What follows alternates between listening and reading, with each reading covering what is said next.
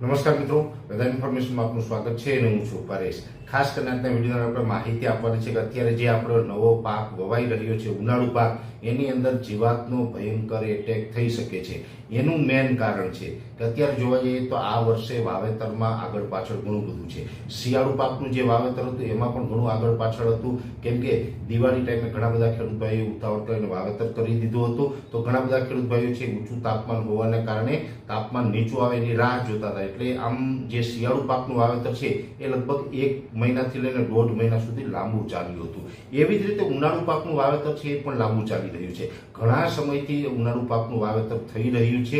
અત્યારે પણ ઉનાળુ પાકનું વાવેતર ચાલુ છે અને હજુ પણ લગભગ 15-20 માર્ચ સુધી ખેડૂતો ઉનાળુ પાકનું વાવેતર કરે તેવી સંભાવનાઓ છે. એટલે ઉનાળુ પાકનું વાવેતર પણ લગભગ 1-8 મહિના આસપાસનો પીરિયડમાં ચાલી રહ્યું છે. દર વખતે લાંબુ વાવેતર ચાલતું હોય છે, પણ આ વર્ષે થોડું વધારે ચાલ્યું છે. હવે સામાન્ય રીતે જોવા જઈએ તો અત્યારે ઘણા બધા ખેડૂત ભાઈઓ એવા છે કે નિયત થોડાક ટાઈમ પહેલા ઉનાળુ પાકનું વાવેતર કરી દીધું છે અને ઉનાળુ પાક અત્યારે ઉગી ગયું હશે અથવા તો ઉગાવવા આવતું હશે.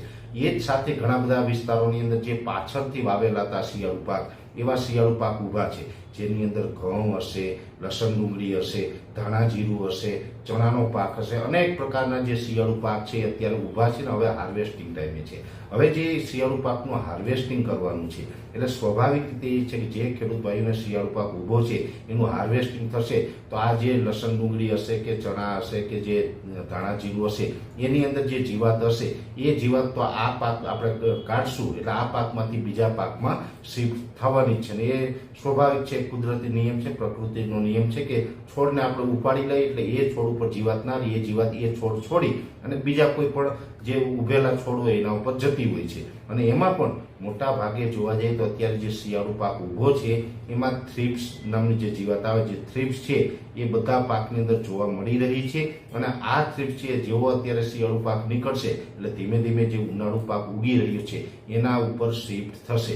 હવે જે આપણે શિયાળુ પાકમાંથી જે જીવાત છે એ શિયાળુ પાકમાં હાર્વેસ્ટિંગ થશે એટલે ઉનાળુ પાક જે ઉગે છે એના ઉપર જશે એટલે એમાં માઠી અસર થશે. માઠી અસર એવી થશે કે પેલા તો એ જે છોડ ઉગી રહ્યો છે એ ઉગતાની સાથે જ એનો ગ્રોથ રોકી દેશે, છોડ નબળો પડી જશે અને બીજી પણ અનેક પ્રકારની સમસ્યાઓ એમાં આવી શકે. અને એ જે સમસ્યા ન આવે એટલે દરેક ખેડૂત ભાઈઓ ધ્યાન એ રાખવાનું છે કે જે ઉનાળુ પાક ઉગી રહ્યો છે એની અંદર થ્રિપ્સ અથવા તો બીજી અનેક પ્રકારની જે ચૂસિયા જીવાત હોય એ એટેક ન કરે એના માટે થઈને ચૂસિયાની અને થ્રિપ્સની જે દવાઓ આવતી હોય એ છંટકાવ કરતો હોય. દવા ઘણી પ્રકારની આવતી હોય. આમ જોવા જઈએ તો કેમિકલ પેસ્ટિસાઇડ એટલે કે તમે એગ્રોમાંથી લેતા હોય તો ત્યાંથી પણ તમને મળી રહેતી હોય. પ્રાકૃતિક ખેતી કરતા હોય તો એની અંદર બેસ્ટ ઈલાજ છે કે તમે પંચપર્ણી અર્કનો રેગ્યુલર છંટકાવ કરો. પંચપર્ણી અર્ક પણ છાંટી શકો, એના પણ આપણે અનેક વિડીયો મૂકેલા છે. અથવા તો અગ્નિઅસ્ત્રના પણ આપણે વિડીયો મૂકેલા છે. તમે અગ્નિઅસ્ત્ર બનાવીને પણ છંટકાવ કરી શકો. એટલે કાં તો પંચપર્ણી અર્ક,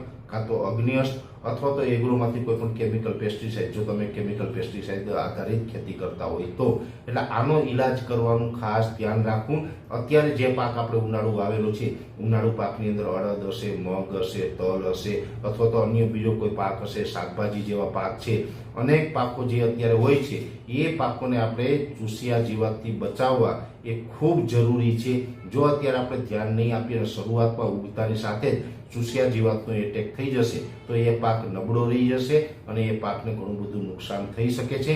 એટલે ઉનાળુ પાક આપણો ક્યાંય નબળો ન રહે એટલા માટે થઈને દરેક ખેડૂત ભાઈઓ આ કાળજી રાખજો.